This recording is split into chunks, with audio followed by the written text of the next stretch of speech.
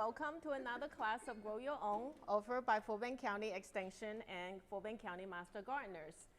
In case you're new to us, our program is focused on providing you with horticultural practices that are research-based so that we encourage everyone in the community to grow their own big fruits, vegetables, herbs, or flowers, and everything else in between. So Boone Halliday is our county extension agent. He has extensive educational and field experiences, and Boone, feel free to add a little bit more extra while you conduct the class. Just a few rules for the class. We will not have a break in between, so if you need to take a quick break, feel free. The restrooms are out the hallway, turn to your right, and then the set of restrooms are to the left. We also welcome you to hold on to your questions toward the end, but if Boone feels inclined, you are welcome to ask him questions if he gives you the cue. Usually we like to ask people to say, hold their questions toward the end because most of the questions we see that it gets covered later in the class. So without further ado, we'll turn the class over to Boone. Thank you, Angela. Appreciate it. Make sure I'm on here. And appreciate everybody taking time on their Saturday morning to come hang out with us. This series of classes is called Grow Your Own, and we developed this as a comprehensive series of classes to help you grow food out of your home garden. So whether it's herbs or fruits or vegetables, that's been the focus of this. Add-on stuff like plant propagation. This is a new one we added this year to this series. And we also talk about cut flower production as another one that we've done, compost in the garden, rainwater harvesting. Some of the kind of supplemental things that kind of wrap around gardening at home and making it better for us. We got plenty of time. I've got a really fun presentation by a program that's called PowerPoint. You may have heard of that before. I'm going to try not to lean on that too much. You came here for a reason because you obviously need help or have questions. So I would ask that if you think that question is relevant to where we're at in the presentation, go ahead and throw it at me. If it's something that may show up a little bit later on in the presentation, just be patient. We'll probably get to it. And if we don't at the end, then I will be more than happy to entertain those questions.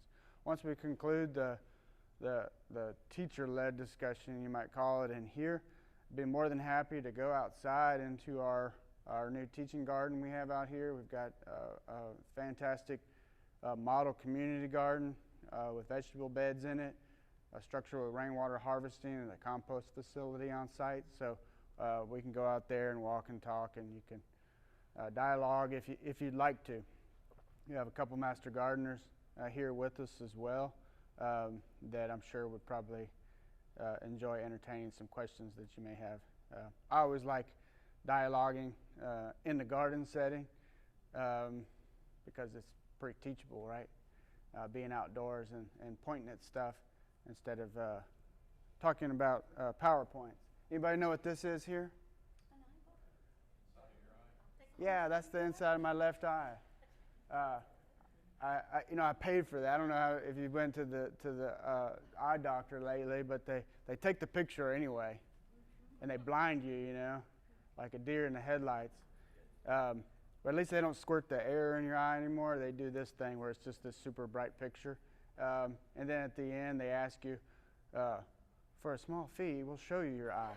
Well, you already have the picture of it, but whatever. So I said, sure, come on. So this was it. And I want to get this framed and put it on my wall in the house. When I saw that, I thought, that's the most beautiful thing I've ever seen, literally. So yeah, working out. But that's not why you came here today. We're going to talk about plant propagation, and we're going to start right now. Okay, so this is, again, one of a 6-class series on Grow Your Own, and this presentation was kind of culmination of multiple different presentations. I kind of cut and paste different things I thought would be relevant for you all. My thing is leaning on propagating food crops, fruits and vegetables. But we'll have some examples in the presentation of some ornamentals and some house plants as well, and how we can kind of chop and do a little mad science on plants. But as you can see, all these individuals took part in kind of building some of this content for us, so we do want to make sure that they're represented. All are advanced trained master gardeners, and one mosquito that oh. I don't think I got him. I tried. Okay, so plant propagation. This is the, man, come on, bud. There, got him. This is how we're manipulating plants on our own to reproduce them. So we can either do that what we call sexually or asexually, okay? I used to teach high school, taught urban horticulture. So this obviously, you can hear a lot of giggling when we get into this angle of the topic, but sexual just means that we've got the male parts of the flower and the female parts of the flower. We cross pollen, it fertilizes the embryo, and we produce ovule and seeds, and then we take those mature seeds and then we plant them to grow more plants. Versus asexual, which is in a short cloning, where we're taking a part of a plant and we are manipulating that to reproduce more of that exact plant in ways. And then kind of in that realm is the area of grafting and budding, where we're taking parts of two plants, joining them to enjoy the certain benefits and traits of a plant that we want. So a lot of technical aspects here. First one, sexual from seed. Okay, so that's pretty simple. We'll get into the dynamics of that here in just a second, but just to kind of go through some of the common methodologies of cloning or asexual propagation is from cuttings, from layering, from budding, grafting, division, and then through microbiology of tissue culture in a laboratory setting. Basic supplies that we need to be thinking about if we're getting into this realm, whether it's from seed or if it's cloning, pots, planting trays, and with these, the disclaimer here is preferentially new or sanitized thoroughly, okay, because of potentially harboring plant diseases or bacteria. So if you've got a potting shed, or if you find a stack of pots on the side of the road and you bring them home, you have to go through, wash those good, sanitize them with some type of sanitizing solution, dry them, make sure that they're sanitized and dry and clean before using them. Some type of labeling, media, which is our planting mix. We don't like using the word soil for this because it's not dirt, it's not soil, it's not stuff that we go out in the garden and we dig it up and put it in containers to grow plants from seed or through cloning, because while soil has good life in it, this microbiology, it also has potential of having bad biology in there, which is fungi, bacteria, virus, protozoans, things that don't want our little plant project to be successful. So we want to start with an artificial media or sterilized media. And the last one, record keeping. Have a little notebook, keep track and chart what you're doing. Very important. This is an example here of a plug tray. They go from anywhere from 48 little holes in there to 280 to 300. And obviously those little holes just get smaller with the number in them. You want to match up your plug trays or your seeding trays with how you're starting the plant. So if I'm taking cuttings of hibiscus or a hydrangea or something like that, it's a big stem, it's got some leaves attached to it, it needs room, right? Okay, so don't go in there and try to cram these things into a small little seed tray.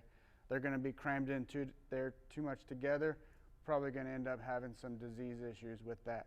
Okay, so space out your plants appropriately.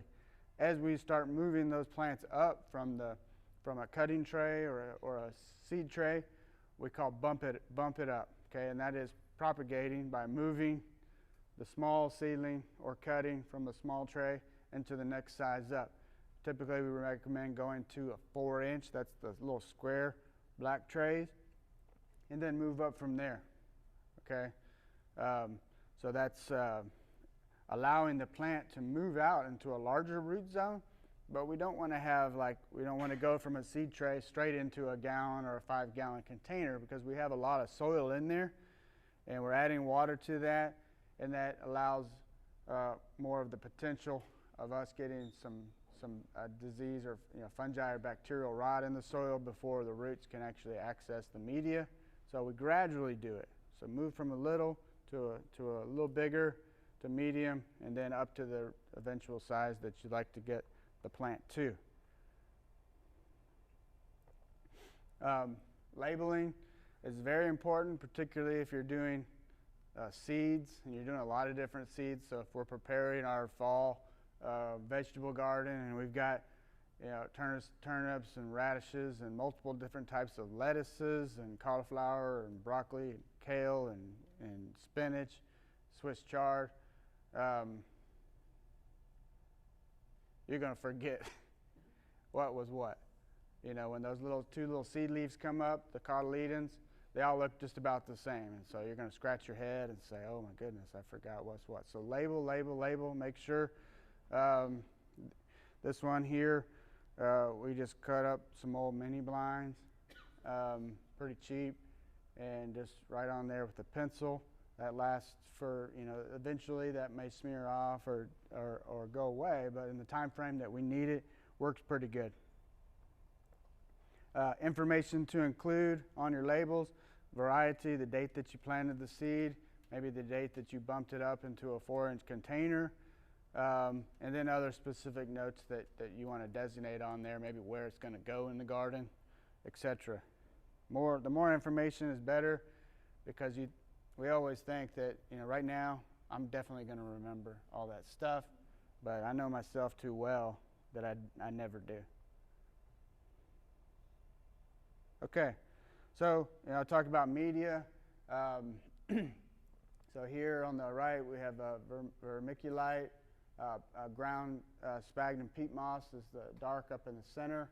Up in front is a large particle perlite, and then small particle perlite there on the left. And you're going to mix the media blend really depending on what you're doing. So if you're doing cuttings, we want really good drainage in there so that those cuttings don't rot. So we may want to add more of the coarse drainage material into our media mix so that the water drains. We've got good air in the soil. But as we get into small seeds, we don't want the top layer of that media to dry out as quickly. We want it to sponge moisture more, so we may be putting in more peat moss to sponge and hold that moisture longer, and we may use the more smaller particulate perlite in there so that we don't have as much oxygen in the soil. The more air we have in the soil, the more it's prone to dry out faster. So if we have a young seed in there that needs that constant moisture through the germination process, we don't want it to dry out. Okay, so if that starts to germinate and that root radical starts to grow out and it gets dry, then that little root primordia is going to just shrivel up, and then you just lost one plant. So it's going to vary. Some of it's just common sense, but in reading, a little bit of research is always good to help you understand which type of media mixture is the best for you. growing from seeds. There's lots of reasons why we grow from seed. As well, there's lots of reasons that we grow from cuttings. So like right now, we're getting ready for our fall planting season, and this is what we call the winter garden, bless you. And so all the beautiful cabbages and broccolis and cauliflowers that are really easy to grow for us in the garden are also very easy to grow from seed. Carrots, mustard greens, collards, turnips, radishes, super easy to grow from seed, and they get up and get going. So we would prefer to plant those from seed versus something like a tomato, eggplant, pepper, which we have to go through this whole germination process and immature plant stage development. So it kind of sits there for a long time in this infant stage before it starts growing multiple sets of leaves and turns into a young plant. That's something that takes quite a while for us to get through. So for each of the plants, whether it's an annual vegetable or a perennial fruit tree, we have to start making decisions on how we're going to start those plants. Are we going to take cuttings and try to stick a cutting in the ground? Are we going to root that cutting and plant it and grow it up for a while? Are we going to plant a fruit tree from a seed? Are we going to graft? Or are we just going to go to the nursery and buy a tree? That's all that work's been done for us. All those options are there. It's just you have to kind of start deciding what's the best choice for you.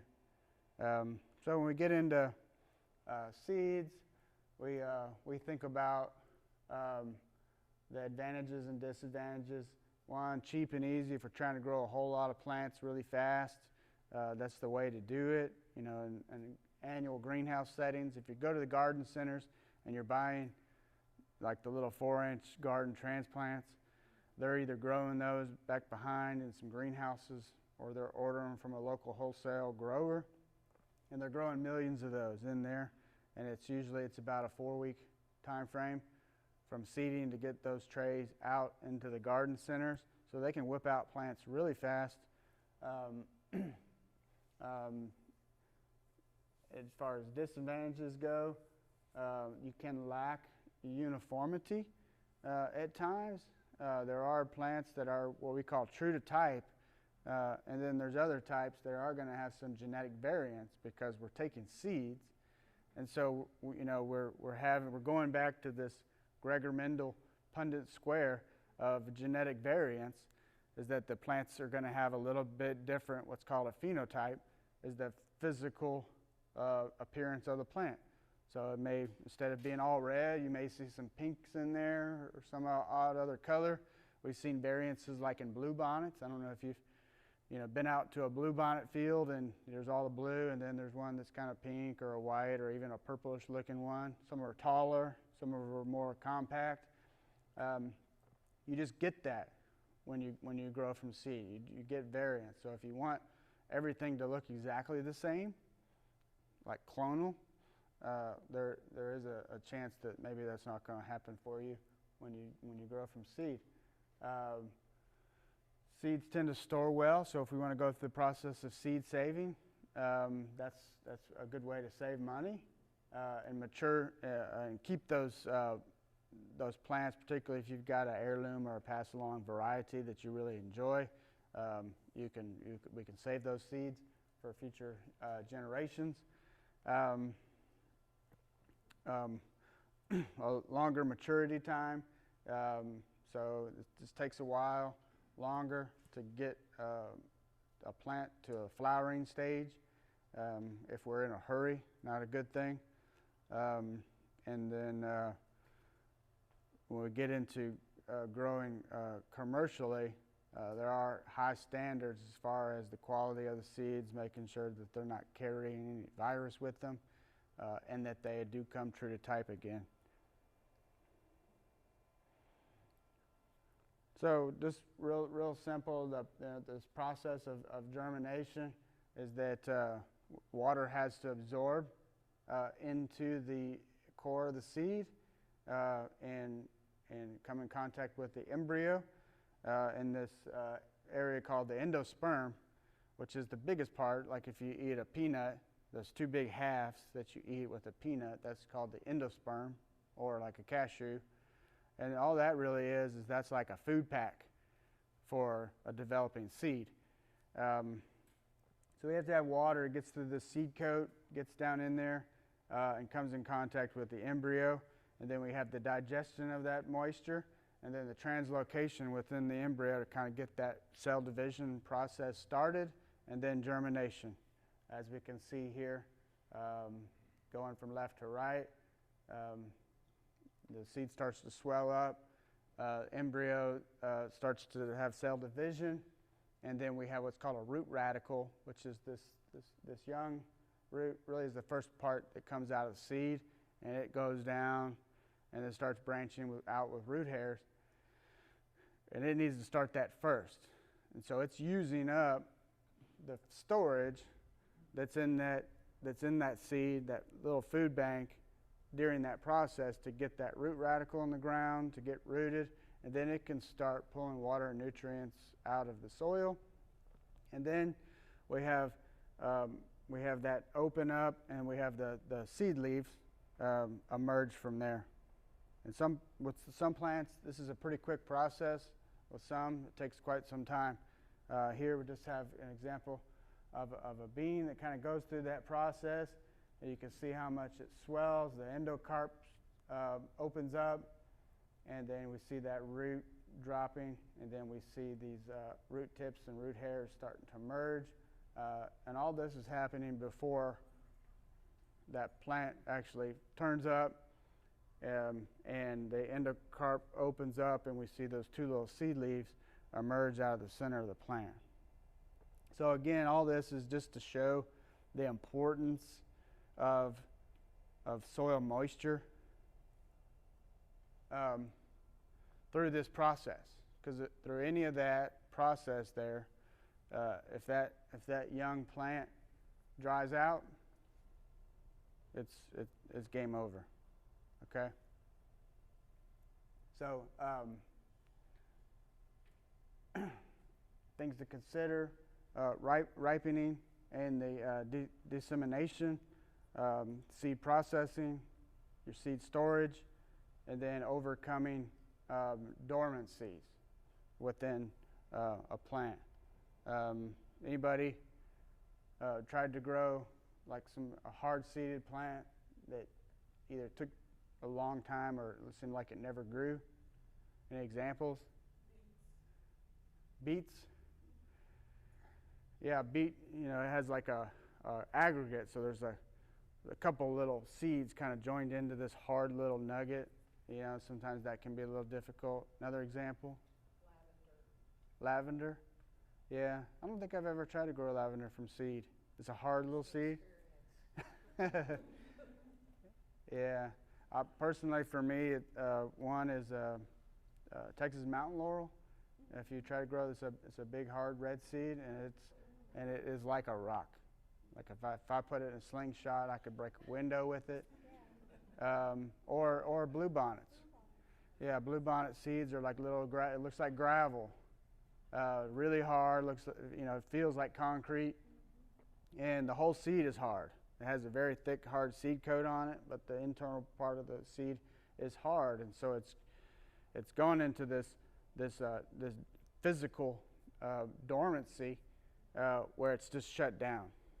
And that the reason plants do that is pretty awesome, considering the example of our state flower and why it does so well in Texas. Like using the summer as an example. I mean, have we had a roller coaster of weather where it's been, like the record droughts and heats, and all of a sudden we're back in Swamplandia, like in a 2-week period of time?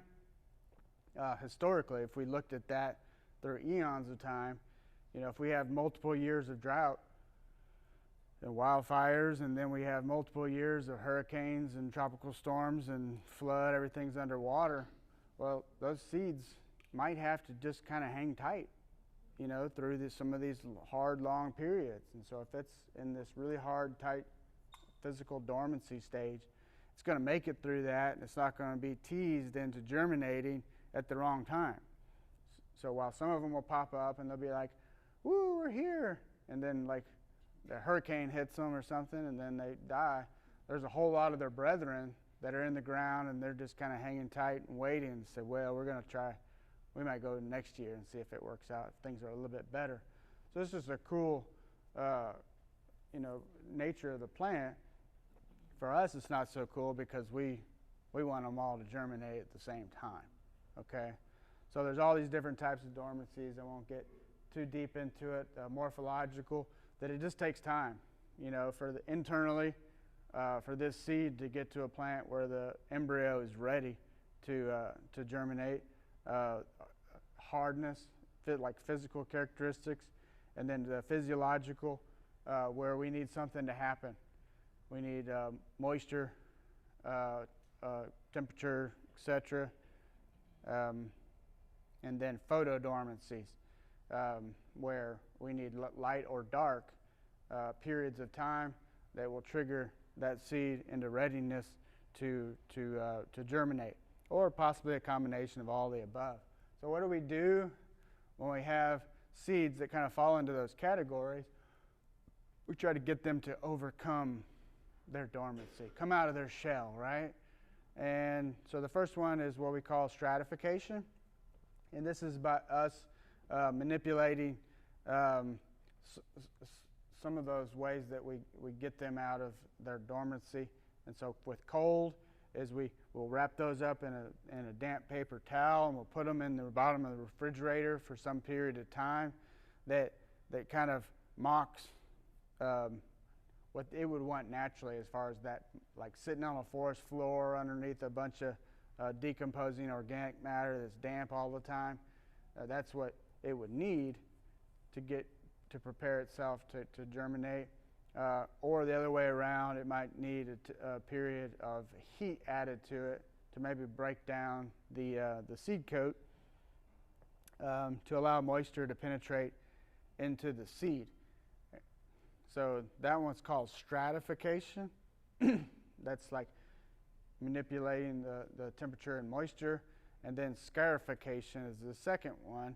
And there's lots of ways that we can do this. We can do it mechanically by, you know, putting the seeds in a container with coarse sand and shaking it for a long time and trying to break that seed coat down. We can, for larger seeds, we can take a file and we can file down a part of the seed coat deep enough that moisture will be able to break through there. Has anybody bought seeds from Wild Seed Farms out in Fredericksburg? Yeah, so that's a good example. They use acid treatment on their seeds. So they use hydrochloric or sulfuric acids to eat away at the seed coat of those plants. And basically, so like Bluebonnet as a prime example for that, it allows, when you plant those seeds, that the vast majority of them are going to germinate that season. They're going to germinate, they're going to overwinter as the little green florets, and they're all going to come up in spring, and you're going to get this beautiful wildflower show from those plants. Versus if you just harvested wildflower seeds from the side of the road, and crushed those and put them in there, that next spring you may get a couple, and then the next year you may get a couple more, and it's, you know, it's kind of lackluster in that deal. But these companies that sell you the seed, they want you to have that ooh and ah experience, so they go through quite a bit of stuff to get that to happen. And basically, in most of these cases for scarification, it's just to break through that seed coat. Any questions? Okay. So whether we haven't used all the seeds that we purchased or we're saving seeds from last year from certain plants, it needs oxygen. Okay, so don't put them in a fully enclosed container. store them dry. So I like to take them and spread them out on a dry paper towel for a day or two out in the kitchen where there's good airflow and some residual sunlight to ensure that they're dry. And then I will fold that up, put them in a manila folder or something that's open that can breathe. Don't put them in Ziplocs or plastic storage containers. If you use like a container like this, you could do that, but perforate the top of that significantly so that we've got some airflow, and then store those seeds in the appropriate location based off of the seed itself. So some of them with a little research that will suggest that we'll put that in the refrigerator, or others are going to say we want it in a cool, dark, dry location. So in the back of a pantry somewhere where you can remember where they are. A lot of times, we'll be cleaning the refrigerator and there's some little thing back there. What in the world is this? And it says 2012, some type of a seed. Yeah. A couple questions. One is, maybe it's common that I've been told not to get seeds from outdoor garden centers because there's a lot of moisture there, so they might already be propagated. You want to get them from like whether they're stored kind of indoors. Mm-hmm. In a place so that you make sure that they're relatively dry when you get them. Mm-hmm. The other thing is, I've seen recently seeds coming in what look like mylar packages, which would be more waterproof. And so I was trying to figure since you're saying don't put them where they can avoid oxygen, where they will avoid oxygen. Mm-hmm. What do you think about the difference between paper packages versus those like mylar packages? Yeah. The manufacturer, if it's completely sealed, then they've gone through extensive measures to make sure that the moisture percentage content is at an acceptable level, so like down to like 1%, and then they can put it in there and ensure that there's not enough ambient moisture with those seeds. But that's a process that we're not going to really be able to do, at a home setting. As far as the seeds in the nursery center being outdoors, that's kind of more of just a buyer beware thing. Most of the nursery centers have contracts with the seed vendors so that every year they're getting a fresh new shipment of seeds. It's not stuff that's been on the shelf for years and years. So if you go to a nursery and there's a seed rack that there's dust on it and the packets are kind of warped and stuff like that, just walk away. You want good fresh seeds. Like, so for instance, like the box stores, everything goes away.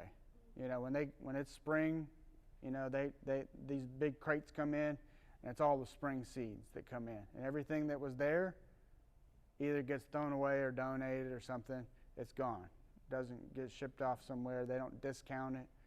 It's gone. And so seasonally, you see that they pull off that old stuff and they put new stuff in there. So depending on the nursery, depending on what you perceive as their reputation for moving in new inventory, just use caution with that. Yep. If we like a package of seeds that we don't remember how long we've had it, is there any way to check to see if it's going to germinate or? Notes.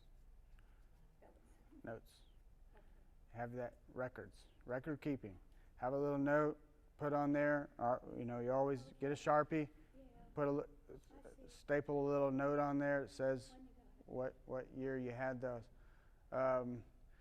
Just a rule of thumb, and not a given across the board, but typically after 3 years, I get rid of seeds because the second year is the best, and each year that you keep those seeds, even if you've got them in the perfect situation, plants are going through a process that's called, seeds are going through respiration, which is still like kind of this breathing process, And so the longer we have that, it's kind of like oxidation, that we, with human cells or even with plant material or metals even,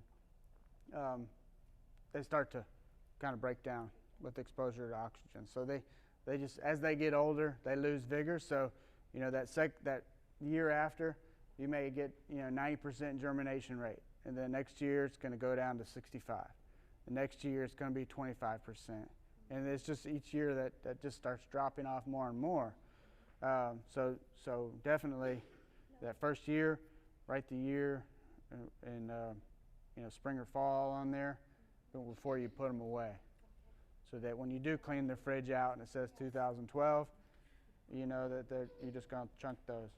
All right, so when planting seeds, start with small container first, because we just want enough media there for that seed to send it roots and kind of fill in that block pretty quick. The more media we get just kind of this area of ambient moisture, and we can start getting some rot.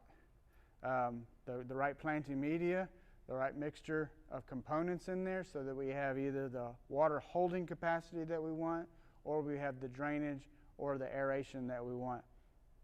Adequate light, and this is going to vary per plant, but typically plants are ready for sunlight as soon as they germinate. So if you start them off in direct full sunlight, keep them in that situation. Okay, the more light the better, to get them up and have them start healthy. Anybody tried to grow like pepper or tomato seedlings in the house? Yeah. In most situations, there's not nearly enough sunlight for the plants. So you have this like little, it looks like a palm tree, little bitty stem, and it's just bent over towards the window, and it's just desperate. Okay, versus in a production setting, it's full sun, and probably they have additional lighting on those seedlings, so that when they first germinate, the leaves have all the sun that they need for photosynthesis, so they stay low, they stay compact, the stem gets thick, the leaves are large, and so you end up with like this really hardy, vigorous, compact seedling, versus this real thin, spindly thing that usually when we start trying to transplant, we have issues with it flopping over or breaking. And then moisture. We want the right amount of moisture. We want to keep it moist. We don't ever want it wet, and we don't want it bone dry. So a lot of this stuff you'll find on the seed packs if you're buying seeds from nurseries. A ton of information typically on the back of the seed packs, but a lot of them will also have a online reference, so you can go back to their website and there'll be even more information there about when to plant, soil mixtures, how much sunlight, all those details. So read the label and follow up with any additional online resources. Once we get these little seedlings up, you got to be very careful with them. Most of us, like if we have like a little 6-pack tray or something like that, we're tempted to try to squeeze the stem and pull the little plant up out of there. A lot of times we'll rip off about half of the roots doing that, because the lower part of that tray, the soil might be anchored down a little bit. So when we pull it up, we see some roots on there.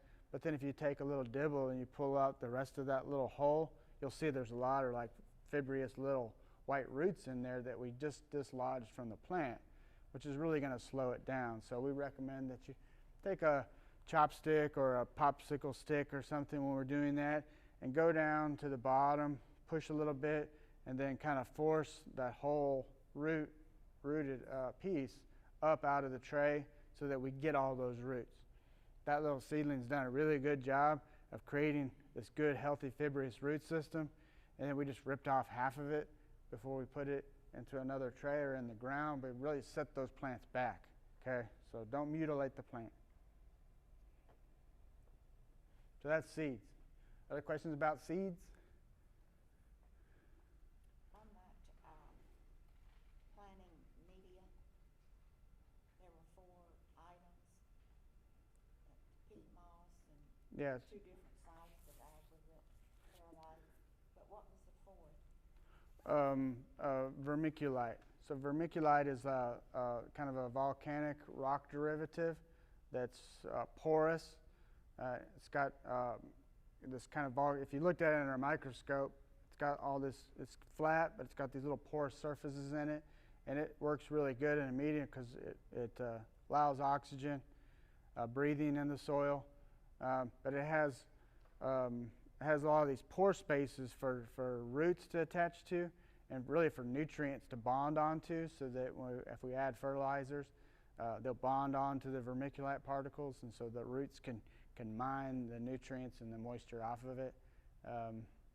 And it's pretty fine. And a lot of, like, especially when we get into the cuttings and things, perlite or straight vermiculite, you can put cuttings straight into that because it has a pretty good balance of moisture and air in the soil, so that the plant. What they call potting soil that you can buy Yeah. in box stores.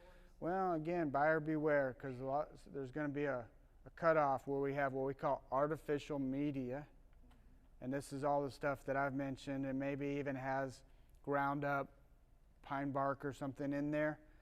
That is all these things that we've added together to create a growing media, okay, some type of a structure for the roots to grow into, versus soil, what alludes to us actually having particles of sand, silt, and clay in there, and maybe some type of organic matter like compost or humus that has some microbial life in it.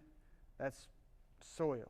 You add all that together, you got organic matter, and you've got inorganic, which is, all of our different types of aggregates of sand, silt, or clay, or combined we would call loam. And you mix all that together, and that's, by definition, that's more of a soil. So if you see something that says potting soil, it should be something like that. But I've seen stuff that's labeled as potting soil, and you flip it over, and it's all artificial stuff. It's ground pine bark mulch and peat moss and a blend of vermiculite or perlite. So, you gotta look, you gotta read, make sure you're getting the stuff. But when we're doing propagation at this stage, it's best to have artificial media, and that's just assuming that we're not bringing in potentially negative bacteria or fungi that are going to impact the success of our plants.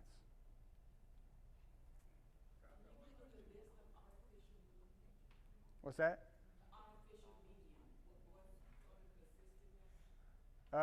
Usually it's sphagnum peat moss.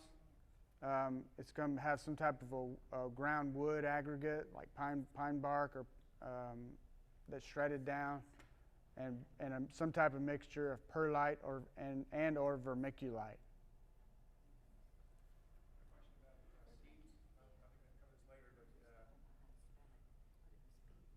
How do you actually save the seeds? I'm sitting there, I've got some heirloom beans, for example. Right. And I want to be able to, at the end of the season, get some of those beans I can use to plant the next season. Sure. But what do I actually have to do? Obviously, if you pick them too early, that's going to be not going to work. So how do you do that? Yeah. So it's going to vary per plant. So it's about 1 million different responses. But beans, for instance, is or I'll use cowpeas or beans as an example. You want to wait till those pods are mature. So, like, when we're harvesting green beans, we're harvesting while they're still green and succulent. So you have to leave that pod on the plant. With legumes, it's typically what we call the rattle stage. So that pod's going to turn yellow or beige, dryish on the outside, and if I can grab it and shake it, and I can hear a ch-ch-ch in there, then I know that those seeds are mature in the plant. Now, there's variances to every rule, right? But so, like on a bean, I can harvest immature succulent green beans or peas if I take that, as long as it's fully mature, if it's got everything it needs to grow, I can directly plant that, and it'll germinate. But I can't store that seed. It has to be dried in the plant. So we wait for it to dry on the plant, harvest those, pull the seeds again, dry them. So I like to put them out on a towel or paper towel, leave them out for a couple days so that the moisture content diminishes significantly before I store those away. Now, one thing, he mentioned the heirloom on there, so that's one thing that's important, if you want to keep that heirloom variety, what we call true to type, you just plant that.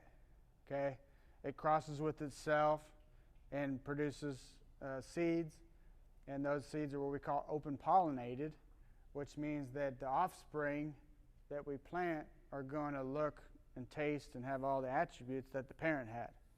That's called open pollinated. So that means that that's gone through a process of self-pollination so many times that Punnett square thing from genetics class, we start whittling down those genetic traits and those phenotypic traits till they're pretty much the same. But if I have two different beans in the garden and they cross-pollinate, then you're just throwing everything back up in the air, and you're not going to end up getting that heirloom plant that you want. You're going to get something that goes back to all the genetics again, and it's not going to look anything like what you wanted to have. So if you want to save seeds that are open pollinated, that you want to have that plant the next season, you have to just grow that one. Okay? And you say, well, I got the other bean is on the other side of the garden. And you can say, well, as long as a bee can fly, which is several miles, it's not going to work. Okay, you're going to get some crossing there. Okay, and so that opens up the discussion of open pollinated versus hybrid. So if you have a plant that's a hybrid, or F1, which is a first generation hybrid, even if I planted just that one hybrid in the garden and collected seeds from it, when I plant it that next season, it's not going to be like that plant. Okay, because hybrids are different from open pollinated. It means that we've taken two of these stable parents, we've crossed them, and that first generation of the offspring give us that characteristic that we want for that garden plant. So it's that special zucchini or a special cucumber that's a hybrid. That first year you plant, it's going to look like that, but if I save the seeds, it all goes back to the genetics, and you're going to get a huge variance of what you see with the phenotype. So that's the difference there. So if you want to save the seeds, if it's an heirloom or open pollinated variety, those plants will come true to type from seed if you don't allow them to cross. If you buy a hybrid, that next season, if you save the seeds, it's not. Pretty dorky stuff, but yeah. Would cocoa pear be considered an artificial medium? Yes. Is it good? Yeah, usually for larger plants. So as we get into more, from a 1 gallon to a 5 gallon, it's what we call a filler media. So it's kind of like the pine bark that's in there. You made me forget it. Core. Yeah, corticore. Don't you have to mix it 50-50 with something? No, you got to be careful. Each plant you want to match that mixture based off of what the plant's needs are. So you'll have to either learn that on your own, or you have to look up some research on the specific plant. So core is like the leftovers from coconut processing, and it works pretty good. But if you put too much of it in there, it creates what's called hydrophobic, where the water will not absorb into it. You have a hard time having water absorb. So a little bit of it, so you can only go up, maybe to 25% with the core, but all that stuff, like sugar cane, there's a byproduct called bagasse. It's just all the leafy residue and stuff. So some of this is just people getting creative from turning a byproduct that they would throw away to be able to mix that up and be able to use it in something that's functional. But there's certain things with each of those that you have to be careful about. So why do we clone? Because it's rapid. We get that plant pretty quick. It's simple. It's pretty cheap.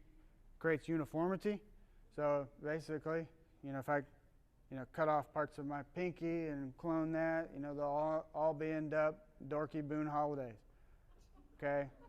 with the same disposition and everything. We share all the genetics so that there's no variance within there. So if we want a crop that's uniform by the millions that go out to the nurseries and to homes, that's the way to do it.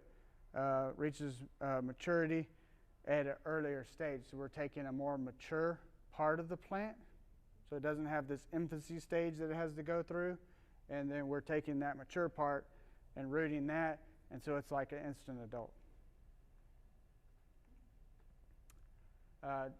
Disadvantages, we throw genetic diversity out the window, and we're potentially dealing with the spread of insect and disease vector issues. So if we have a part of the cutting that we're using that maybe is infected, that's a vector for us that's going to end up spreading onto other plants. So the steps to rooting on this, one is the de-differentiation of the plant cells. So we're taking part of the plant which differentiated into a certain part of the plant, a node or a leaf tip on the plant, or part of the internode or stem, and then we're trying to get that to back up and become a reproductive cell to produce roots. A callus formation, so this is like the hard kind of scab that develops after we injure the plant. We want that callus to form because that's where we typically get the areas for adventitious roots to develop. Then we're going to get the initial formation of roots, and then the root emergence from the site location. Basically we're tricking the plant to produce adventitious roots. And this is a root that grows in any other spot where we would typically see at the base of the plant. Anybody have any examples of a plant that may have adventitious roots? What's that? Tomatoes. Yeah, a lot of times, like if you have tomatoes in like a high humidity greenhouse or something, you start to see like at the lower part of the plant, along the stem, you see these white little roots like growing out of the side of the stem. Yeah, those are adventitious roots. So that's the plant saying, well, I can send some roots off here and we can grow bigger and stronger. I was lucky enough, I got married underneath a ficus tree called a banyan tree in Hawaii, which is this big tropical tree that sends these big roots down from out in the upper branches, and it forms this tree that's like 3 or 4 acres in size that has all these trunks that develop from roots, just dropping from the branches down and then adhering to the ground.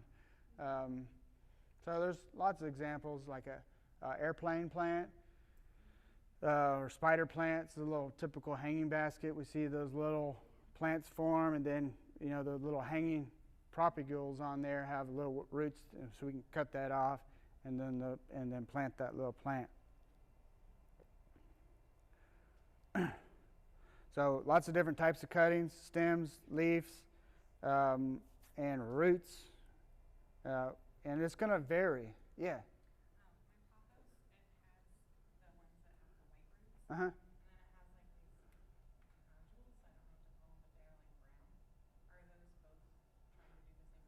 Yeah, the little hard nodule, that's more of a callus. So that's like the first stages of root development will be those little nodules, and then you'll see some of the little root tips grow out of those.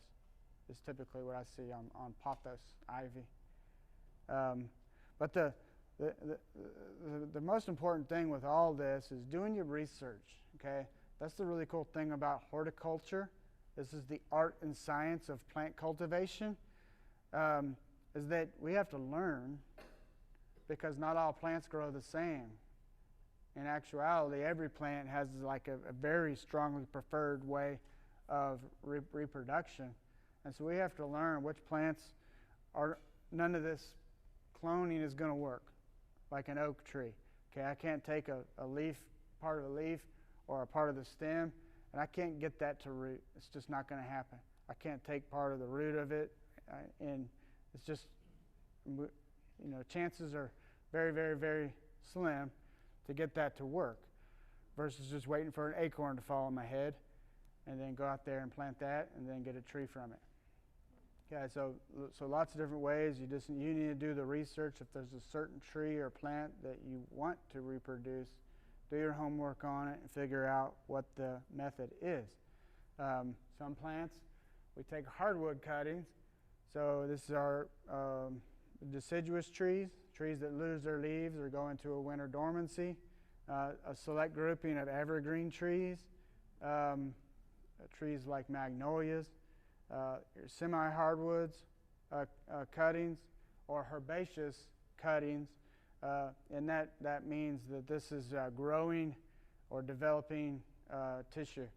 So a herbaceous plant would be more like a reoccurring shrub that grows from the base every year. That's more of a soft tissue. So some different kind of concepts that we're thinking about. On this first one here, we have what's called a node. And so if I have a bamboo is probably the best example. If we look at a long cane of bamboo, there's this long straight area called an internode, which is just the space between the nodes. And then there's this kind of ridged, swollen area line, and then it goes back again. That ridge or that swollen line is called a node, and that is typically for a plant where the new leaf buds emerge from the node, but it's also a spot where we can encourage redifferentiation of plant cells, which means we can get it to root at that node. So we'll cut it below the node, and then we stick that cutting in some media, and we're trying to encourage the roots to grow from the node. Next one here is called wounding, where like on that tomato plant, I can cut that at an angle. I can allow a little callus to form on there, and then I'm going to get rooting that's going to grow around where that wound was on the base of the plant. Or this one, the last one called a heel cutting, is that I'm taking a side branch, say like a hibiscus, where the main trunk may be really big, but there's some side branches that connect.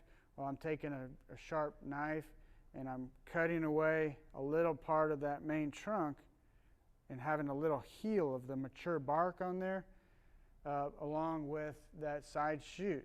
And we do that because that union of that side shoot to the main trunk, right in that area on the inside of it, there's a lot of dormant reproductive tissue in there. And so we want more of that. That's the good stuff. That's the tissue that's going to redifferentiate for us. It's going to callus, and it's going to start forming roots. Plants are cool in that where we start cutting them at different locations, they create hormones and enzymes within the plant that are chemical signals for the plant to either grow a new leaf, to flower, or to produce roots. And so in these cases, we're creating a hormone within the plant that encourages it to grow roots in that spot. So softwood cutting, hydrangea here, this is, the stem is tender on there. We're pinching a couple of the lower leaves off. We're leaving those nodes intact, and then the roots are growing at that node. Semi-ripe development is where we have New Year's growth on a plant, particularly like a vine, like a wisteria or something. It starts off at the beginning of the year real succulent and tender. We can't use that because it's not going to stay viable long enough, but within time, if we look at the bottom, some of the stuff that was in spring, by summer, starts to turn a little woody. And that's a really good tissue because it's a lot of cell division is happening in there. It's very vigorous. And then the hardwood, and these tend to be dormant cuttings. So we wait for those plants to lose their leaves in the fall, and then we take those pieces and we treat them. And then as they try to come back out during spring, we want them to flush out with growth. So stuff that's very important with any of these is good quality tools. I don't like buying tools twice. Sharp blades, and some of these types of programs I like to do some hands-on, but about half the ones we've done, somebody's walked away with a bandage around their hand because I like sharp tools because you get a good clean cut on it. And then sanitary, so we want to make sure that they're free of any fungi or bacteria, so we keep them clean. When we're using a rooting hormone or rooting solution, pour a little bit of that out, enough that we need for that one day's activity. Don't dip your cuttings into the liquid or the powder container, but just you pour out what we need for that day's work. Some type of a dibble to push a hole down into our media, clean water, fresh, clean, insect and disease-free plant material. Remove any flowers or seed heads because they're going to pull energy away from the rooting process. Rooting hormone, typically, we've just been able to create this in a lab, this endobutyric acid. Plants make this naturally on their own, but we've made it synthetically so that we can treat that area and really encourage those cells to develop much faster. You can get that in a powder or a liquid form. And so just kind of an example here, rosemary, which is a pretty easy one. We're going to trim off tip sections that are succulent at the end but have a little bit of turgidity or woodiness on the other end, and then we're going to strip down a couple inches of the lower leaves, and that will expose several of the nodes. Okay, if we see here, can you count on that picture just maybe how many nodes we've removed the leaves from? Anybody? Is there a particular time that it's best to do any of these procedures? Sure. Yeah, definitely. Who wants to guess how many nodes are there? 5 or 6? Good. Yeah, that's about right. You just see kind of where that color differentiation is on there, and you know that's not technical. That's just taking your fingers and zoop, and those leaves come off, so that we have 5 or 6 of those bare nodes. And we treat the bottom of that with our rooting hormone. So the question of seasonality, every plant is going to have a preferred season. Typically, we want to do this just prior to its most actively growing season. Okay, so rosemary, for instance, during the heat of summer, it's kind of like hunkered down. It's got spider mites on it. It's just like sitting there.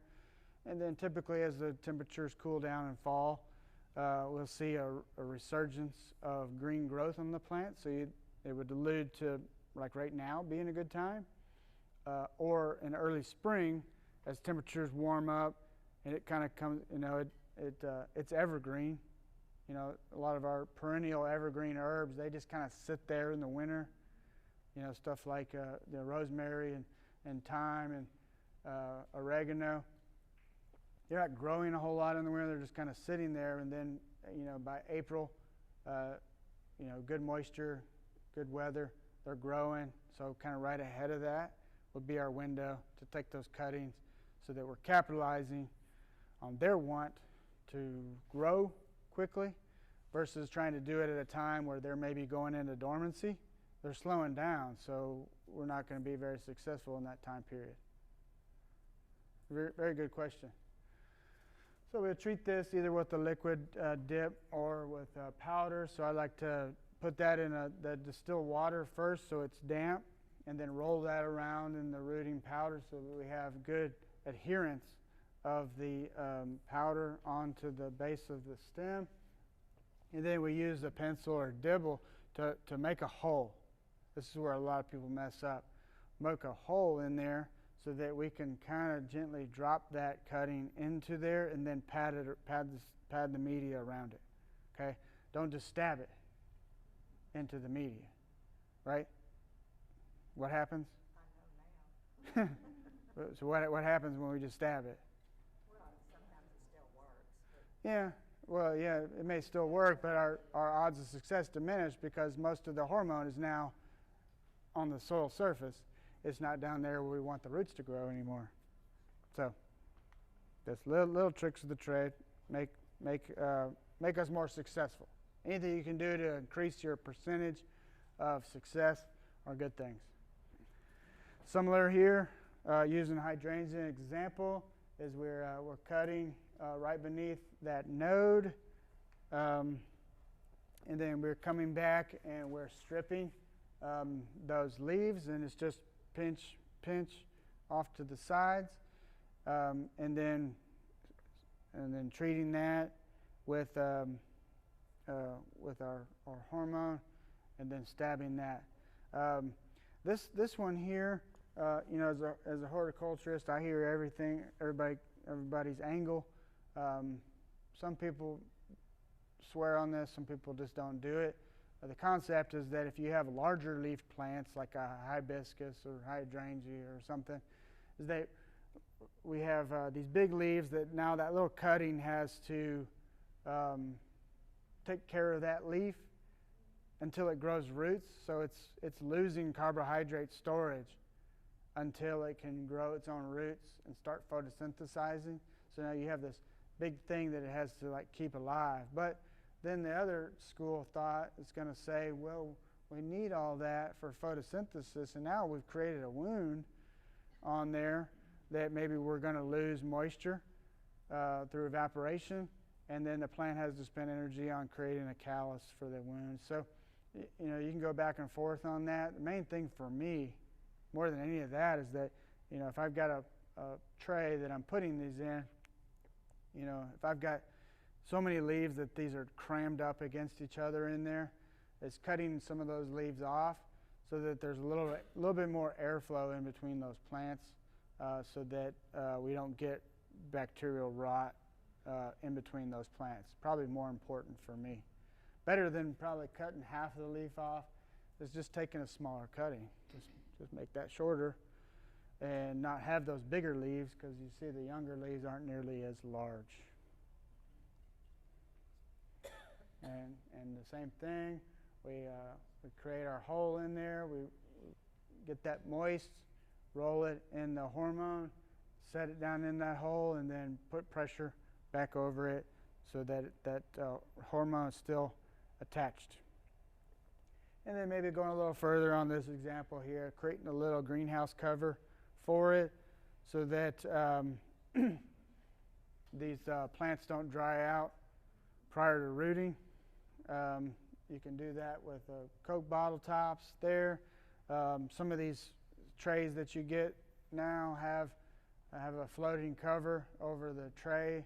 I like those quite a bit, particularly the taller ones that have a little vent on there. You can adjust the ventilation so you don't get too much ambient moisture in there that may cause mildew in those trays. You can still a little bit of airflow in there, but we are increasing the humidity so that the cuttings aren't drying out. So all right. So other types here, leaf. So this one here is kind of going through the process of like an angel wing or a Rex begonia, where we can take parts of the leaf itself and coax those into rooting. Here's all the supplies that you may need for this. We have to clean this. This one's a little tricky for some folks. We have to create a very diluted bleach solution and drop that leaf in there so that it's sterile. We want that to be sterile because we're really doing some hardcore surgery in this process, and there's a lot of opportunity for bacteria to move on to the open wounds of this and cause rot pretty quick. So we're going to soak that in there for a little bit so that it's clean. Take a sharp knife or an X-Acto knife to cut the veins away. Yeah? You talked earlier about trying to sterilize or clean the pots before you reuse them. Is that 20-to-1 solution Yeah, I might even go a little heavier with that. You know, maybe a 10-to-1 rate. Little bit more heavy on the bleach side if you're using bleach, so that makes sure that we do get them good and clean. This one here is just enough so that we're not actually burning the plant tissue, but it's strong enough to kill any microorganisms on the plant. So we're just, as you can see here, we're cutting the veins. So the veins is going to be the area there where we're gonna see this redifferentiation of plant tissue. Pull those, set them down on a damp tray, and we're spacing them out, covering this up, and then we wait a couple of weeks, and voila, we start seeing at the end of these veins, we've created some leaf tissue and some root tissue. See here together, we've got new leaf bud tissue and root tissue there together. We can just at that point pull those away and direct plant them. And again, sterile planting media, because this is still pretty prone at this point to infection. So we're not going to take this into an old garden soil that we dug up from some other place. It needs to be sterile. And plant them in the pots, and maybe give them a little short-term TLC so they don't dry out, and then voila, you get another cool plant. Similar to that, but this actually for African violets actually grows from the petiole of the leaf, the leaf stem, where we make sure we've got drainage in there. We're filling this up with perlite or vermiculite straight by itself, so we've got good airflow and drainage in that media. Just using, again, a good very sharp, clean, sterilized knife blade. Cut the leaf petiole at an angle. Maybe we'll dry that for a little bit, dip it into your hormone, and dibble down into this and set that down into it. So what we'll see with it is that it starts to grow on the petiole at the soil contact. So we're having, what you can't see there is there's been the redifferentiation, and we have root development first. We can't see that. Those roots are moving down into that media, and then the young emerging foliage. Once it gets to a certain stage, we can successfully just pry those up and then plant them into containers again with a good sterile media. So some of these are just more just geeking out for the fun of it, practice. These ones are easy examples that you can do in the house, or particularly with kiddos. If you got some kids you want to play around with. This one here is probably a blackberry. Really good with root cutting, so we want to reproduce that plant.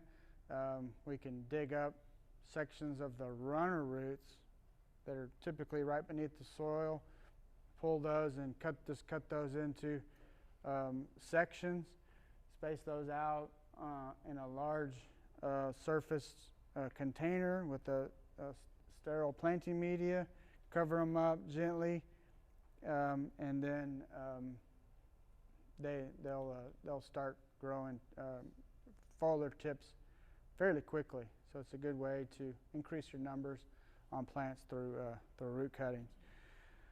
Other ones that are not as technical is just simple plant division. Stuff like daylilies, there's just, you get this huge cluster.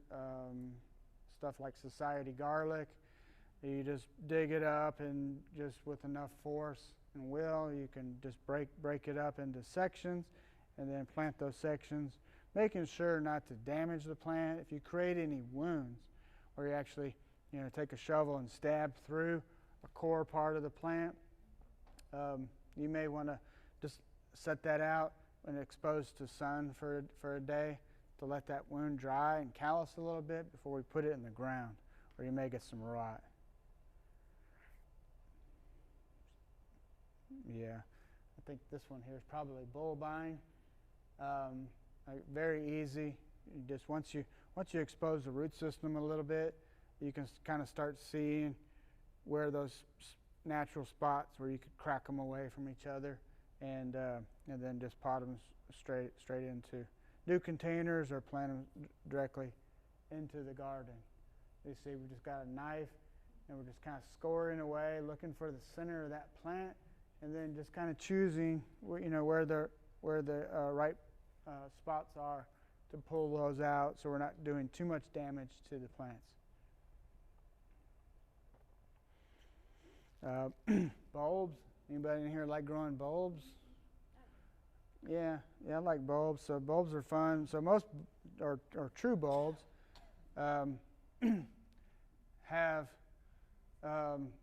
all these structures. Okay, so for us to scientifically call it a bulb, it's got these leaf scales that come out of this thing called a basal plate, and then the roots grow out of the lower part of the basal plate. The basal plate's like a little disc, usually real corky looking, and one side is roots, and the other side is all the leafy scales, like an onion, grows out the top. Right in the center of that is the apical meristem, where the new cells are growing. So it's either young leaves growing or flower cells, and they all start from right in the center here.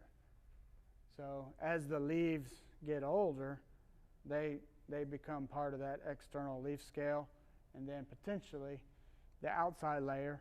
So the oldest leaves turn into this layer called a tunic, and that is usually like on a tulip.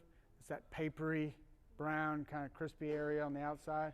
It's just like a jacket of protection for the bulb. But the most important part of the bulb, if we're trying to reproduce it, is what? What's the part here that's the most important part for reproduction? What did you say? Basal plate. Yes. Basal plate. Thank you. Basal plate is correct. Yeah, that's where all the stuff happens, okay? If we don't have the basal plate, then we can't do anything with it, all right? So I've had a whole lot of misadventures in bulbs in my life, and I've been guilty many a times of having a shovel in the back of the truck and hitting the brakes and digging a bulb out of a ditch or something somewhere. Where you're kind of in a hurry, so it's like, hurry, get this thing, and you're digging, and you got leaves and flowers like a crinum or something, and you got this big bulby, looks like a bowling ball. So I have everything up to right here, and in the trunk of my car, all this stuff. It's just trash now. There's nothing you can do with it. It's all dead, okay? Because if I don't have that basal plate, then I don't have anything, okay? So that's what we're kind of focused on when we look at propagating bulbs, is manipulating that basal plate, okay? So sharp knife. I like a Swiss floral knife. It's kind of my knife of choice. Very, very sharp. When you buy them, they're very, very sharp. When you sharpen them yourself, they're even sharper, so be super careful. It's one of those knives when you get cut, you don't realize it for about 5 or 6 seconds afterwards. And there's blood all over the place. So be real careful with them. But I like them because they're easy to hold, they're easy to grasp, and I can kind of pare into bulbs, because you're kind of having to push into the plant to get things done. So make sure you got one that you're comfortable grasping, and make sure that you're comfortable and safe using knives for sure. Dusting sulfur is important with this, or some type of a chemical fungicide is a good thing to have. So we can treat these after we've cut the plant up a little bit. We want to dry it, and then we want to treat it with sulfur, which is a rot preventative, or a fungicide that's a rot preventative, so that we don't get these things turning mushy. Yep. Will cinnamon work? Probably not. I've seen it Yeah. Probably not. I'll do a little research into it, but probably not. Sulfur is the easiest because it's organic. It's safe to get on you, so it's not a real big deal. If you're doing this more where you're trying to like reproduce a whole lot of plants to sell or for a big garden or something like that, I would probably use a fungicide like mancozeb or something like that that does a good job and it lasts for a long time. So we're going to dig up this beautiful bulb out of the ground. It's got leaves and flowers and it's doing a good job, and we're going to cut the top off of it, and then we're going to chop it in half. Can you imagine if the other bulbs were like had to see this? You know, this is like a horror movie. You know, there's some nasty horror movies out there, but this would be like a Disney, you know, like a Bulb's Life, you know, like a horror movie version. It'd be terrible. Okay, I mean we are destroying this poor thing.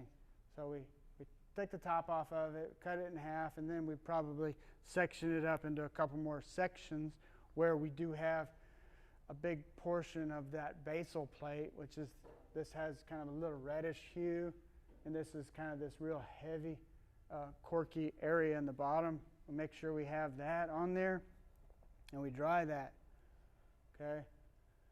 Right there, so you see where that finger's pointing at, that's the basal plate. So we have the leaves on one side, and we have the roots coming off the other there. So we want to take that into slices, and then we want to, yeah, you don't want the other bulbs to see you doing this. I didn't either. I didn't either about bulbs. Yeah, no, this is really, I mean, plants, a lot of bulbs do this on their own. They self-propagate, so they'll either the mother bulb will break into a couple smaller bulbs every couple of years, or they'll create bulbs around the side of the basal plate, and then you can break those off in time. So they'll do that on its own, particularly like the old garden amaryllis and the crinums and stuff. You know, you start with one and you end up with a big mass. You can cut those off and let Mother Nature do the work. But this is a way to speed that process up. We take those, we dry them. I would probably dust those with sulfur or fungicide first, and then we're just setting those into some perlite, and we end up with time getting kind of this weird looking, half dead, half green looking environment. But each one of these little scales here connects to that little portion of basal plate that we put into the soil, and it's starting to grow roots in there. And then with time, they differentiate and they all start to kind of form into these little young bulbs. Like over here, this is kind of hard to see, but the one on the far right, you see that starting to angle out and grow out of that basal plate. And then with time, I can separate that from the rest of this cluster. That cluster would probably end up being about 20 or 30 of these young bulbs.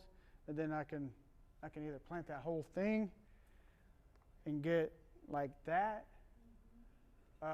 or I can take them, peel them separately, and start planting them individually in their own containers.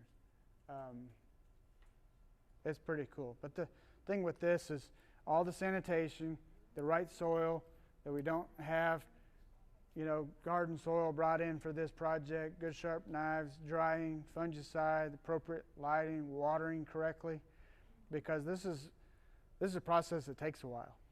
It's not overnight. So every day that this process takes is the potential for some rot, or bacteria rot or something to get in there. So we want to make sure that we're doing everything right on our end to help us get to this point. Yeah, Steve? It depends. I mean, you want the surface, if I touch that, I want it dry. I want it to feel kind of scabbed over and dry. When you cut a lot of these, they want to leach out like a sap or latex, and it's sticky, you know. So, you know, first day it's going to be sticky. Second day it may be slightly sticky, but when you feel that, you want it to feel dry on your finger. If you don't dry it, It's just going to rot. Because you have an open wound and just aerial bacteria flying around, lands there on that mushy, wet area, starts reproducing right into the plant. Doesn't take time at all. How long does it take from beginning Is it 6 months or a year or? Yeah, it takes a while. So again, seasonality of this, we want to start kind of like you maybe start this process while the plant's still kind of dormant. So like January or February is like do the work end of this, and then time that towards spring as temperatures warm up. They would encourage the cell division and those young little bulbils to develop faster. That's really the window to get it to do right. And if I did it flipped, and those young little plants here are starting to try to grow as we're getting into winter, then it's going to prolong that process quite a bit. I have a bunch of water lilies, and they are not water lilies. They're rain lilies, and little bitty tiny bulbs. Well, they have grown where they're a mass, and I want to separate them. Yeah. Should I dig up the whole thing and then separate them? Yeah, just pull them out. So with rain lilies, these are true bulbs, but they tend to be real small, and they grow in pretty tight clusters. So there's really no rules to that. Any time of the year, you can pull those, dig them up, pull them apart, separate them up into little clumps, and then divide them and plant them out in the garden. And then voila, those things there. Okay, so layering. There's different strategies to layering. And so this is kind of basically what the concept is if you got one plant that you like that produces kind of a semi-runner stems to it, we can dig a trench, bury one of those side shoots, have the tip coming out of the ground within some time period that is going to produce adventitious roots on the stem, and then we can cut that off and then move that plant once we see an aggressive new growth on the tip that's coming out of the ground. That's a cue for us that we've got some roots down there to do that. Other way to do this is just mounding soil over particular plants that will encourage that to root adventitiously along the stem, and then we can move that back and cut the top part of the plant off that has roots now. And then now the plant will reemerge from below that from the pre-existing root. Now there's a variation of this that's called a air layering, which we're kind of doing the same thing, but we're doing it up on the plant. So we come up on a side branch. There's a couple good nodes on there. We pinch off any of the young leaves. I like to kind of damage that branch a little bit, because that damaging causes that differentiation of cell tissue in there and encourages it to start developing. So we'll put a wad of wet sphagnum moss around that area, wrap that in a cellophane or aluminum foil. We'll tie that on both ends, and then with time we'll have adventitious roots in that area.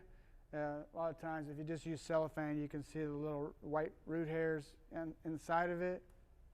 And we can cut that off and plant it, and then the rest of the plant is still intact. So pretty cool.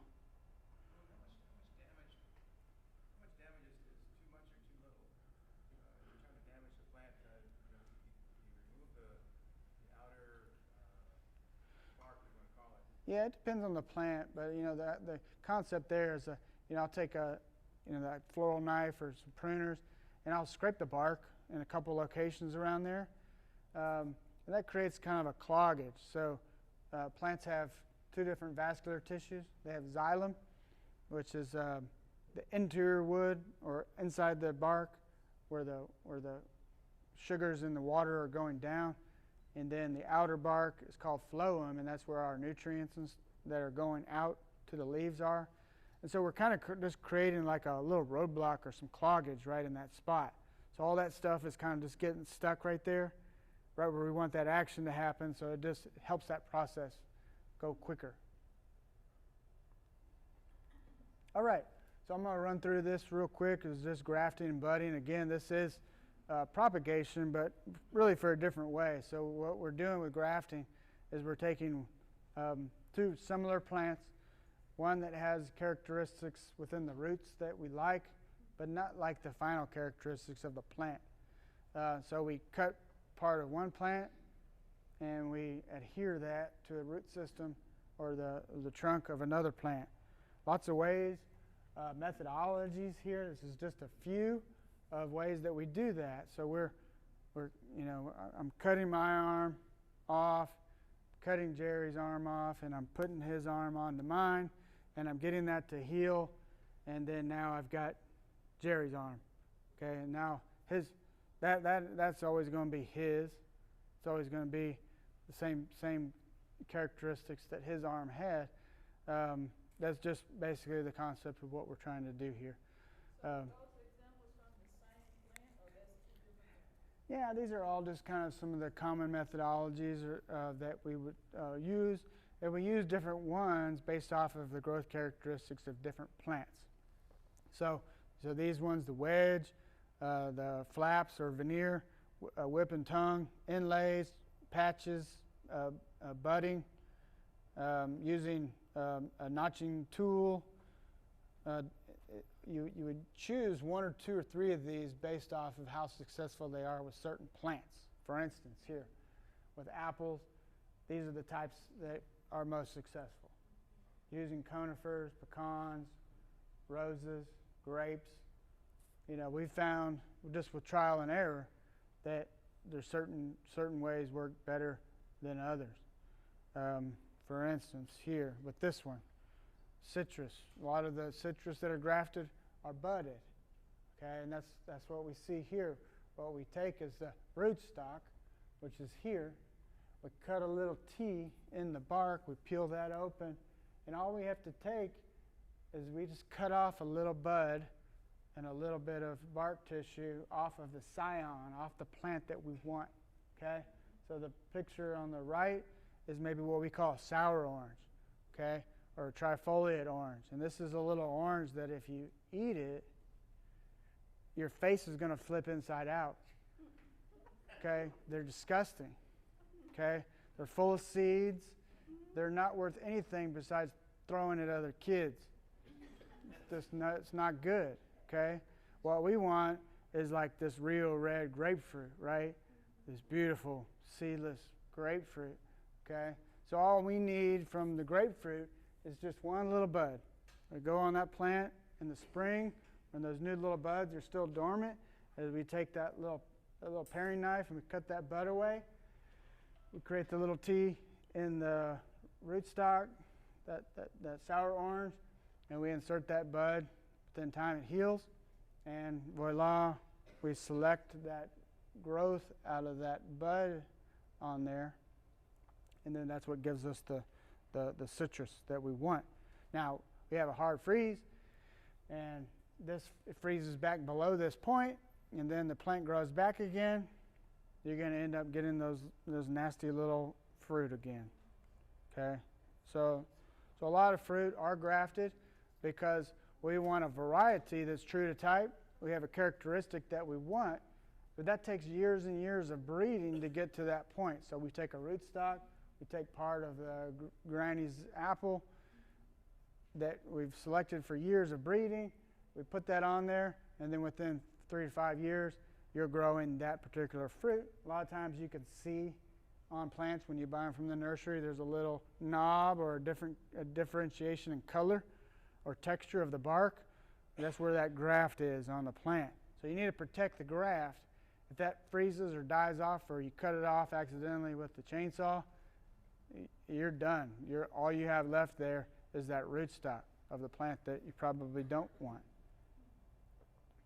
So this is one that's super easy. Figs are super easy.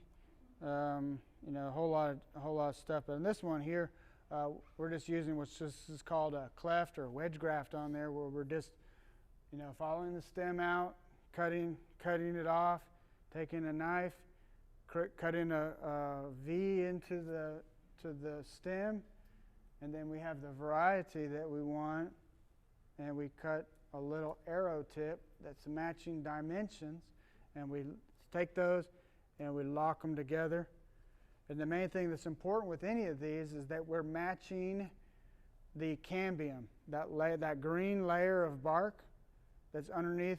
Like if I take a knife and I nick a tree and there's just that real lime green color before you get to the pithwood, that's where all the action is. You need those. That's called the vascular system.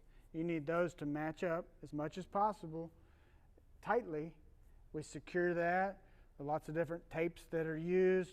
I like to use a Teflon or wax tape, and you put that on there till it's real tight, sucks it together, and then within some short period of time, water, nutrients, and starches start to translocate through there. It heals calluses, and then you end up with the plant on top that you wanted. And that's where you'll see like a fruit cocktail tree where you'll have several different types of fruits, particularly citrus. You can have every type of citrus on one plant, but it has to be a citrus. So it's like, well, can I put an apple on there and a walnut and a pecan? No, you can't. It has to be in that plant family. It has to be related enough so that the vascular system recognizes the other side of it. So it's either going to be all citrus, or it might be like some stone fruits. So as we get into peaches and nectarines and things like that, you can have some variety there.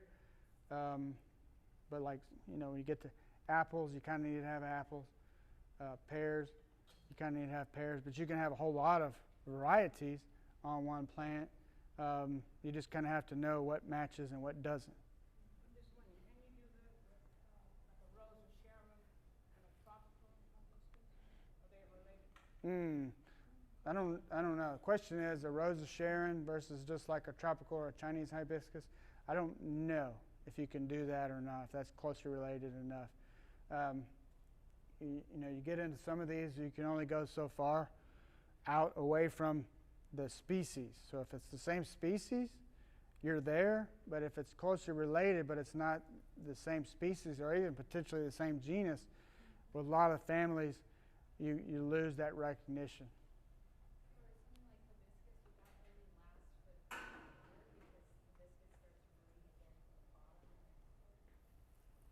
Say it again. Like if you were to graft another hibiscus onto the hibiscus, would it be able to come back the next year, or wouldn't the hibiscus grow from the main root? Okay, I got you. Okay, so like with hibiscus, we have hardy hibiscus, we have herbaceous hibiscus, and then we have tropical hibiscus that actually will form, unless it freezes, forms a bush or a small tree that has a trunk and perennial branches on the tree. Where a lot of the hibiscus for us, what we call hardy hibiscus, are actually herbaceous, which means that in most winters they freeze back to the ground, and then they come up from a basal point at the ground and then regrow. For those varieties, grafting is not going to be anything that's going to be substantial long term for you, because you're going to lose all that. It's just going to come back with whatever's in the root system. But when we get into these more perennial shrub type hibiscus, as long as it doesn't freeze, like if you have it in a large container, and I can keep that plant alive through every winter, when I wheel it back out, I could have like every color of tropical hibiscus on that one plant if I wanted to.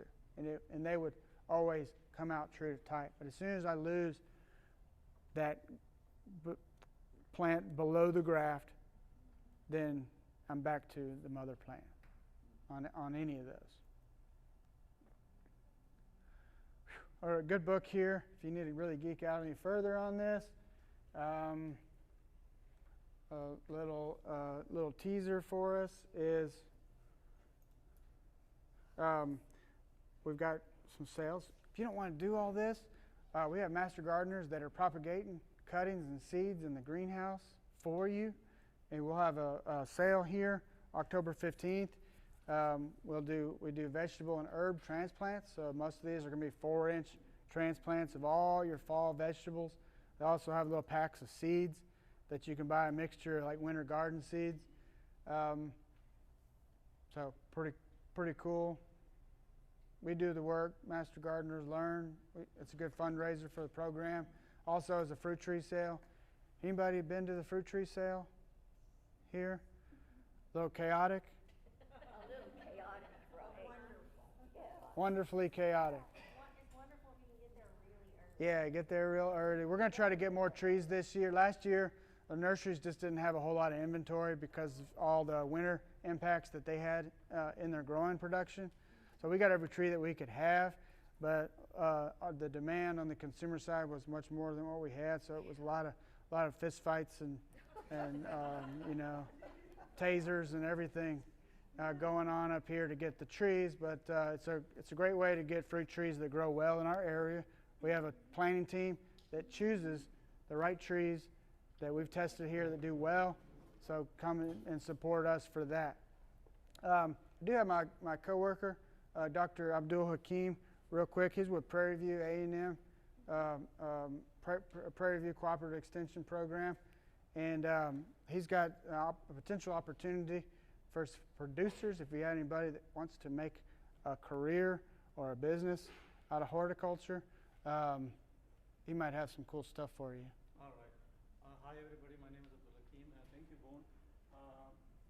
From Cooperative Extension Program with Prairie View A&M, we have some grants, mini grants for minority producers and farmers. So these funds can be used for like legal counseling, court filings, power of attorney, equipment purchase, value-added purchase, whatever you can use for in your production. So I have some forms available back there. If you can complete now and return it to me, that would be great, because 15th is last date. So if I don't have more forms, then I can give you one of the pamphlets. You can send me an email, then I can send you the forms, and then you can return it to me. So this is a good opportunity because next round we will have more than 200,000 is coming for entire people, like for I don't know, maybe 42 counties. So it is better to be on the list, so you will get more information also in the funding. Thank you. Thank you. Okay. Yeah, so if you're any type of agriculture enterprise, horticulture included, if you want to make a business out of it, then go back in the back and talk to Dr. Hakim. If you register for this, you'll get a follow-up message from our office next week. That'll include a video of the recording for today if you want to rewatch it, but it'll also have a link for an online survey. If you got one of these cool QR readers on your phone, you can also snap that here, and it'll take you to the same survey if you want to get your work done ahead of everybody else. Either way, please take a minute, complete the survey. It helps us decide if you like us, love us, or hate us, and it gives you the opportunity to give us input on future classes and workshops that we could look at. So like this class, plant propagation, we added this to the roster because of user input from last year. So we do read it, we do need it, so please take time to do it. And as I mentioned, I'll take a couple questions here if we want it, and or we can move out into the vegetable garden out here if we have time to do that as well. Okay? All right, questions?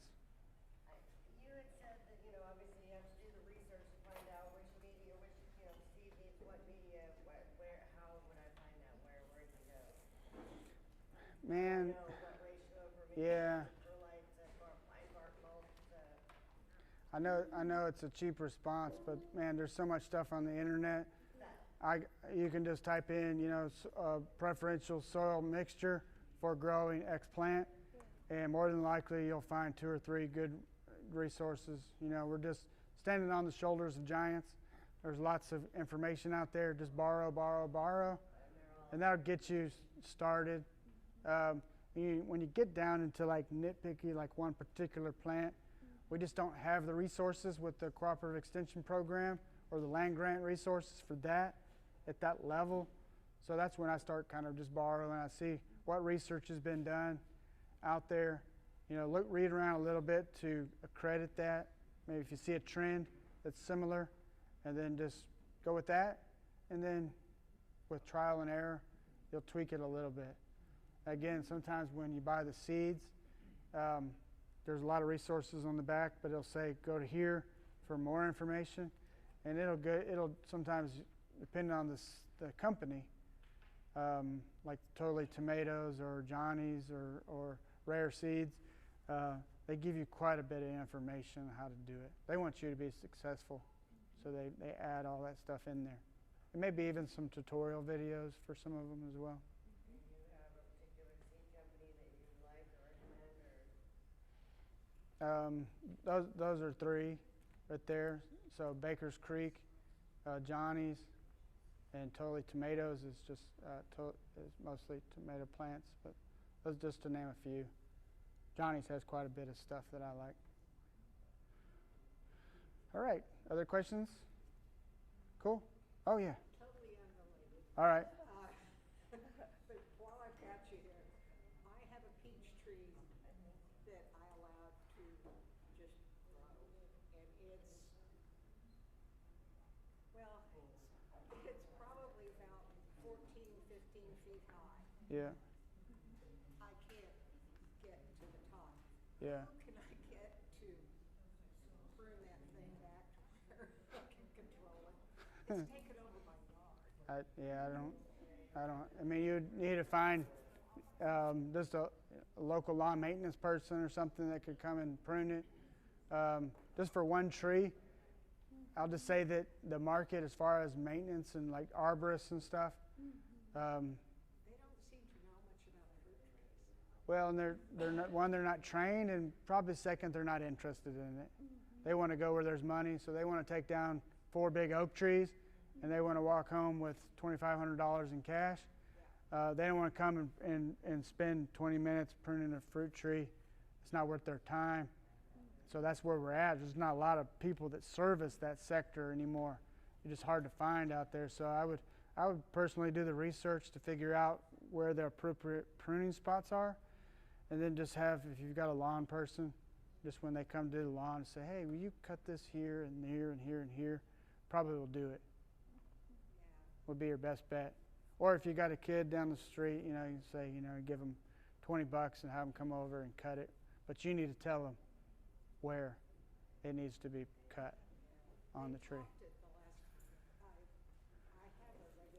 Yeah. Well, sometimes we want to top it. I mean, if it's a peach tree, we want to top it. Topping didn't help.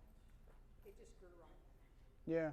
Well, yeah, so different fruit trees have different pruning techniques. So we have open center, which is kind of upright, modified open center. And then peaches, we actually have where we take the whole center out. We have something that looks more like a satellite dish when we're done. So it's pretty drastic. Like I've gone to people's houses and I've pruned their peach trees, and they about had a heart attack, when you cut it. Because I had peaches this year. Yeah, you just got to cut it. Just look online for the pictures on pruning